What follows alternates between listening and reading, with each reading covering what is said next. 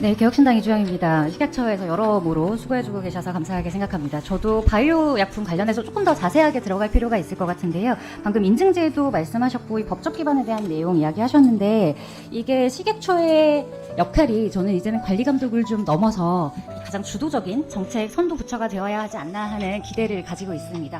왜냐하면 지금 전 세계 의약품 시장 규모 전체가 반도체, 자동차를 다 합친 것보다도 큽니다. 그래서 아마도 지금 나오고 있는 여러 블록버스터급 혁신 신약들이 하나의 국가를 다 먹여 살릴 수도 있을 정도인데 지금 우리나라 뭐 저출산이라던가 저성장이라던가 이런 걸 고려했을 때 우리가 기존의 산업에서 혁신적으로 할 수 있는 건 마지막 남은 게 이제 바이오 산업이 아닌가 하는 생각이 듭니다. 그 중에서 가장 주목받고 빠르게 성장하는 분야가 이 셀베이스의 바이오 신약인데 지금 여기 2022년에 바이오 분야 4개 핵심 전략 기술을 이미 선정을 한 바가 있죠. 네네. 근데 지금 업무보고 8페이지에 보니까 CDMO 육성을 위한 법적 기반 마련을 추진하겠다. 이게 좀 너무 더디지 않나 하는 생각은 좀 들고 네. 방금 한지아 의원님께서 잘 말씀해 주셨고 또 준비 만약에 하게 되시면 저희도 적극 협조를 할 생각인데요. 이게 지금 연구개발을 보면 개발, 연구, 제조까지가 글로벌하게는 수평분업으로 다 지원이 되고 진행이 되고 있기 때문에 이게 우리나라 입장에서도 바이오 벤처를 지원해야 하는 부분이 있고 또 이미 CMO나 CDMO 시스템이 갖춰져 있는 기업을 또 육성을 해야 되는 부분도 있는 거죠. 그래서 동시에 이거를 하기 위해서는 사실 산학협력도 중요하고 이 벤처와 대기업 간의 협력도 중요하고 근데 거기에 과정에 있어서 정부가 자꾸 개입을 하게 되거나 규제를 만들거나 뭐 인증의 제도가 복잡해지거나 하는 문제가 생기면 이건 속도가 느려질 수밖에 없거든요. 근데 저희가 생각하기에 이 규제나 재정 관련 이슈는 기업이 정부 도움 없이 할 수는 없어요. 저도 그렇게 생각은 하지만 혁신 속도는 정부가 기업을 따라잡기는 어려울 거라고 생각합니다. 소장님 어떻게 생각하세요? 의원님, 이 바이오 CDMO 법률에 대해서 식약처가 관심을 가지게 된 것은 식약처가 바이오 업체와 간담회를 하는 과정에서 업계들이 이 CDMO 법률이 필요하다, 이 규제를 만들어달라. 왜냐하면 규제가 있으면 어떻게 보면 새로운 길이 생기기 때문에 그래서 업체의 의견을 수렴해서 만든 거기 때문에 업체에서 이것은 규제라기보다는 지원으로 받아들일 확률이 더 큰 분야라고 생각합니다. 네. 지금 사실 방향성이 우리나라가 이게 다른 의료계도 그렇고 모두가 이제 규제로 가고 뭔가 인증을 받기 위해서 기업이 뭔가를 이렇게 내놔야 하는 그런 것들이 사실 많다 보니까 조금 우려가 돼서 먼저 여쭤봤는데요. 지금 현재 CDMO 상당히 한국, 스위스, 일본 이렇게 대체로 보고 있는데 이제 이번에 바이오시큐어 액트 되면서 인도도 참전을 하려고 하고 이런 부분이 많은데 사실 여기는 2, 3, 4등은 사실 크게 의미가 없을 수도 있다고 생각은 합니다. 이 기술 개발을 선점하는 쪽이 반드시 승기를 잡을 거고 승기를 한번 잡고 나면 이 축적되는 노하우 속도는 절대로 못 따라가는 지금 중국이 사실 그래서 굉장히 파워를 가지고 있는 거잖아요. 근데 이런 부분에 대해서 투자 방안이나 혹은 그런 규모가 논의가 식약처 내에서 되고 있는 부분이 있나요? 그런 투자나 규모야말로 아까 의원님께서 말씀하신 것처럼 민간에서 결정을 해야 될 부분인 것 같고요. 식약처가 다만 지원을 해주려고 하는 부분은 외국에 가려고 할 때 이런 원료 의약품 각각의 이 바이오 의약품을 사용하는 단계에서 사용한 물질들의 인증을 받았느냐라는 질문을 많이 받는다고 합니다. 그래서 이런 인증이 품질 인증이 된 거를 소재 부품 장비에서 인증이 된 것을 지원하는 형태로 도와주는 것이 더 맞지 않을까 그렇게 생각하고 있습니다.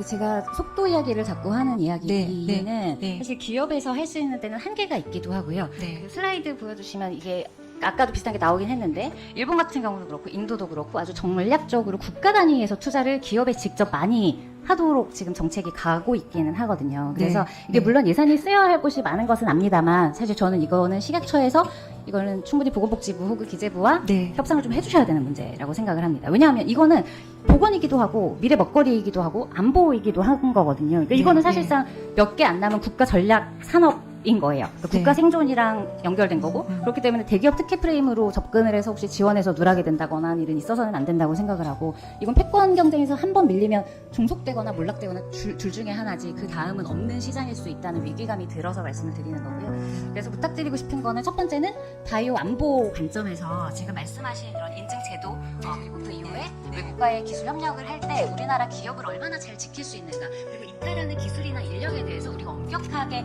더 규제할 수 있는 실질적인 법안이나 정책이나 뭐 그런 규율을 만들어야 될 것 같다는 생각이 들고요. 지금 계속 유출이 되고 있는 거를 놓치고 있는 부분이 굉장히 많거든요. 그리고 두 번째는 대기업과 벤처를 모두 아우를 수 있는 아주 실질적이고 특히 파격적인 정부 지원이 이 시점에 들어가지 않으면 만약에 바이오시큐어 액트 시행되고 만약에 일본, 인도에서 정말 돈을 쏟아붓기 시작하면 그때는 우리는 이기기가 어렵지 않겠는가 하는 생각이 듭니다. 그래서 그런 기업 친화적인 정책 그리고 국가 안보에 관련된 구체적인 방안을 좀 준비해 주셨으면 좋겠습니다.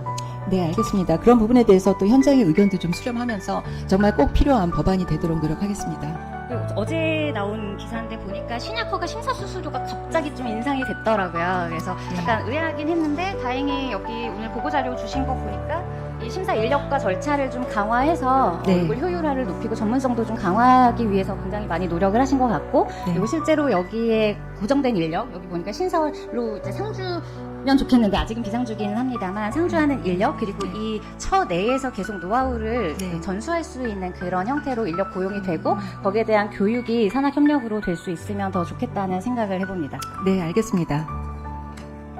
네, 개혁신당 이주영입니다. 오늘 질의 보니까 정말 마약에 대한 관심도 높아지고 우리나라에서 마약에 대한 깊은 논의를 빨리 시작해야 될 것 같다는 생각이 듭니다. 경찰청 자료로 보면 지난 3년간 마약류 사범 단속 현황이 50% 이상 증가를 했는데 문제는 이 중에 재범으로 확인된 비율이 50%가 넘는다는 것입니다.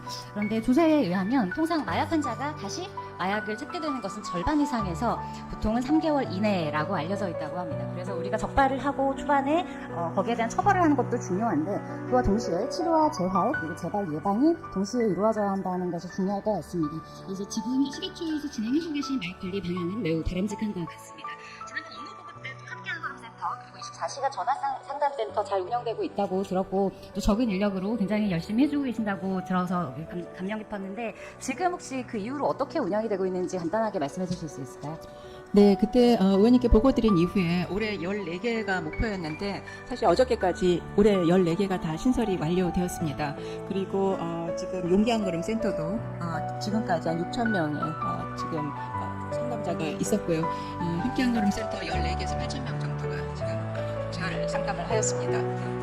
이게 중독은 지금 계속 많이 나오는 게 이게 기억이 관련되어 있기 때문에 사소한 자극에도 자꾸 재발을 하게 되는 그런 부분이 있고 초반에 집중되는 경향 그리고 아주 오랜 시간이 지났을 때도 다시 돌아오게 되는 이런 특징 때문에 안정적인 사회 인프라가 있어야 한다는 점이 중요할 것 같은데요. 2023년에 이 사회 복귀를 위한 사회 재활 사업이 국가 의무로 규정이 됐고 네. 1월에 관련 시행령도 개정이 돼서 시설 입소 지원을 하도록 되어 있죠. 지금 우리가 시설 입소는 아니고 이 숙식청은 아직 저희가 네. 운영하지 않고 있습니다. 지금 정작 이게 갈 곳이 없다는 게 문제인데 네. 이제 초반에 그리고 재활에 성공한 사람들 함께 모여서 공동으로 치료의 공동체를 유지하는 것 그리고 전문가들이 거기에 적극적으로 참여하는 것이 중요한데 지금 국내 입소해서 공동으로 치료 재활을 받을 수 있는 곳이 공공은 없는 거고 네. 민간에서 지금 몇 개소가 있죠? 다르크가 지금 한 곳이 남은 것으로 파악되고 있습니다. 네, 지금 원래는 5곳까지 네, 있었고 네. 또 여성 전담으로도 있었는데 지금 네. 다 문을 닫고 한 곳만 남아있는 것으로 보이는데요. 네. 지금 이게 공공의 지원은 없으면서 제가 폐소 현황을 봤더니 네. 공공의 지원은 부족한데 그 업무라던가 이런 책임이 한두 명 아주 극소수에만 집중이 돼 있다 보니까 거기에 대한 부작용이 많이 발생하는 것으로 파악이 됐습니다. 근데 이게 일본의 사례를 보면 지금 국내 그 다르크가 90개 이상이 됐고 지난 한 10년 동안 20개가 더 늘었을 정도로 네. 굉장히 활성화돼 있고 그 내부에서의 단약률이 80% 정도에 육박하는 것으로 되어 있어요. 더 좋은 거는 이게 만약에 후기 재발이 됐을 때도 다시 그 성공 경험을 통해서 다시 사회 속으로 들어갈 수 있다는 부분인데요. 이런 부분에서 아까 그 선생님께서도 뭐 민간이 뛰어들 만한 요인이 없다 이렇게 얘기하신 부분이 있었거든요. 그리고 정신건강의학과에서도 거기에 대해서 경험이 없다는 것이 문제여서 국가에서 공공으로서 이런 부분을 좀 확충을 하고 거기에 대해서 정신건강의학과와 이제 학업적인 연계 이런 걸 네. 하고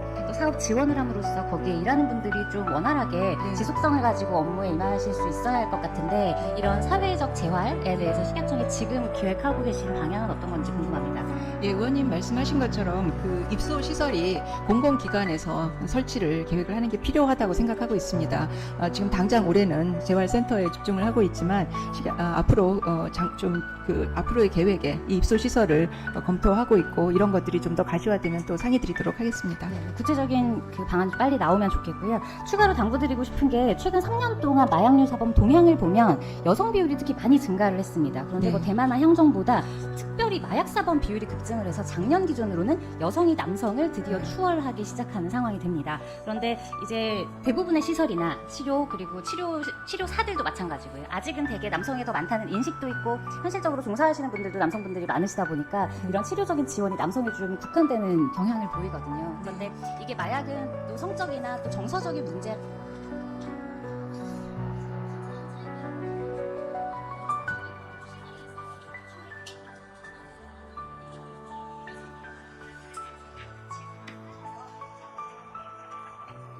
예, 일본에서도 여성들만 쓰는 여성 다르크가 있다고 알고 있습니다. 앞으로 입소시설 생각할 때 그런 부분 고려해 보겠습니다.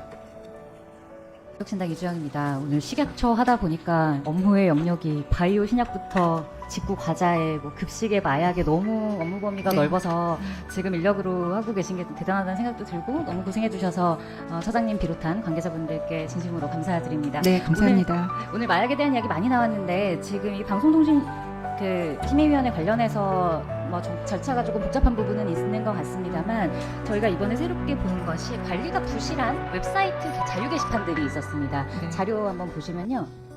지금 여기에는 어떤 병원 혹은 고등학교 이런 게시판입니다. 홈페이지들이 워낙 많고 우리나라가 다 온라인으로 오픈이 되어 있기 때문에 이렇게 방치된 웹사이트들이 굉장히 많은데요. 네. 여기에 대부분 이 관리하는 뭐 학교나 기념관 이런 곳에서도 대부분은 아무도 접속을 하지 않기 때문에 오히려 그 해당 단체에서는 모르고 있는 경우가 많습니다. 그래서 이곳에 카카오톡 아이디나 텔레그램 주소 남겨서 이제 온라인 마약 브로커로서 기능을 하는 건데요. 이게 매크로 프로그램 이런 걸로 무분별하게 계속 생성이 되기 때문에 한 군데가 뚫리면 거기는 이런 광고의 허브가 되는 겁니다. 네. 그래서 이게 국내 포털 같은 경우는 은어까지도 어느 정도 금지어로 지정이 되어 있는 것 같은데 보통 요즘은 아이들이 뭐 구글이라던가 이런 다른 나라를 통한 이런 검색을 많이 하기 때문에 뭐 약물이라던가 마약이라던가 아니면 허가되지 않은 약물의 유통 혹은 불법적인 어떤 시술 이런 것들에 굉장히 넓게 노출이 되는 부분이 있어요. 그래서 이게 물론 이 관리 자체는 방통위 소속이기는 관할이기는 합니다만 적어도 우리가 마약이 유통되는 경로에 대해서는 숨어 있을수록 시각처에서 좀 더 선제적으로 대응을 해주셔야 하지 않나 하는 생각이 들고 또 지금 범정부 차원에서 이거를 먼저 할 수 없다면 그리고 시간이 오래 걸린다면 이렇게 방치된 건 바로 잡았을 때 그 서버를 뭐 좀 닫아놓는다던가 일시 중지를 시킨다던가 그런 건 굉장히 빠른 시간 내에 할 수 있을 것 같거든요. 네. 그래서 이게 마약 대처 같은 경우는 허브가 한 곳에 생기면 계속 확장되는 그런 문제가 있기 때문에 식약처가 좀 선제적으로 타부서에 정책 제안을 좀 하시고 적극적으로 대책을 요구하시고 마약에 관련된 거에 있어서는 적어도 즉시 뭔가를 할 수 있게 지침을 좀 먼저 정해주시면 어떨까 하는 생각이 듭니다. 어떻게 생각하시나요? 네, 의원님 좋은 생각이십니다. 이 IT 기법들이 너무나 날아가고 있는데 정부는 조금 그걸 못 따라가고 있는 게 아닌가 생각하는데 그런 부분에 있어서 좀 더 IT가 가는 속도로 또 우리가 조사하는 속도도 좀 더 현대화되고 그 속도를 따라갈 수 있게 다각적으로 한번 검토를 해보겠습니다. 방심위 건의도 해보겠습니다.